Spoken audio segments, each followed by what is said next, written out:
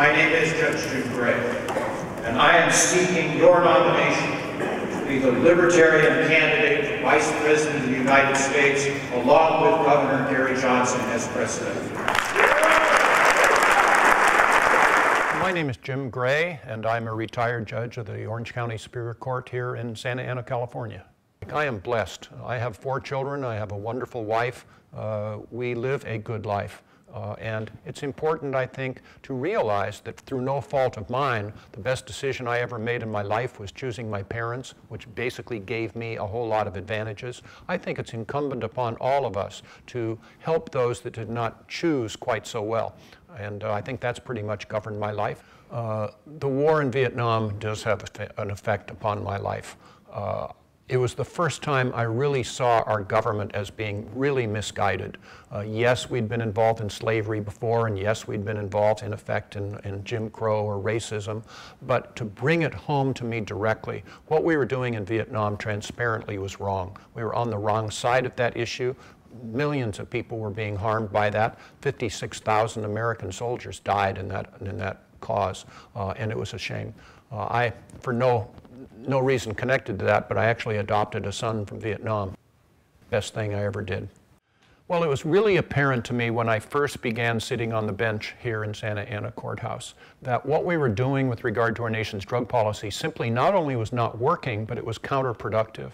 It was getting lots and lots of money, which was in effect encouraging too many people to sell drugs, particularly our young people. So I decided to do something about it because everybody was seeing the problem wasn't working, although they didn't focus on it as much as I. But who better than a fairly conservative trial court judge in Orange County who'd never used any form of illicit substance, pretty straight-laced, I'll leave that to you, to make a decision to stand up and galvanize a discussion. So that's what I've tried to do. Ask yourself, if you have a 15, 16-year-old selling drugs in his or her community, who are they going to sell to? People like me?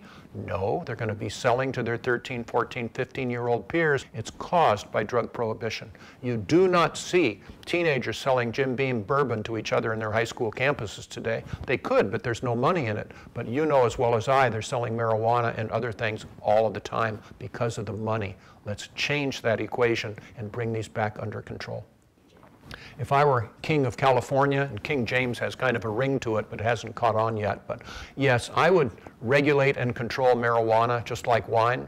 If people are going to be using these drugs, they're going to get them anyway. Bring them closer to medical professionals that can help them, like they have in Portugal, by the way, instead of rendering them automatic criminals and pushing them farther away. Well, actually, here is the spot. April the 8th of 1992, I had a podium here that we brought down from my courtroom. I took a half-day vacation. I'd already planned my law and motion calendar for that afternoon, and so we had a pretty good turnout and we talked about the issues. It was pretty exciting for me and gratifying. I didn't do this to get my name in the paper. I didn't want to do that particularly, but it's so important for us to discuss this issue. Probably the press conference, other than the birth of my children, changed my life more than anything I've ever done. As time was going along, I decided that I would write a book on this subject because I'd gathered so much information. In fact, here's a copy of it here. It's called Why Our Drug Laws Have Failed and What We Can Do About It, a judicial indictment of the war on drugs. Probably the longest title of any that you've ever heard of. You get through that, you know where I'm going. So as time went along, I got to know Gary Johnson, not just for drug policy, but for other things as well. And then when he started running for president, I called him the most qualified person to be president of the United States that I know of. So he asked me to be his running mate. So now what am I supposed to say? So I did. Never would have happened except for my involvement with drug policy. It was a sobering experience to run for vice president. We're very small. We didn't have nearly the media coverage or the money. But I did feel and still feel that we were the most qualified people to be running. And I was mortified that we only got 1% of the vote. I was expecting 5 to 10. Maybe I was too close to it, but libertarians, that's the best libertarians have ever done. And so they are proud of that, and I guess I am too.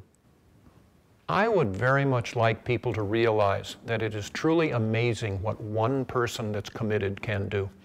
You can, your people watching this can, if they just dig into an issue. We do have a government that's responsive. You write them a personal letter, you get a group together to talk about or influence them.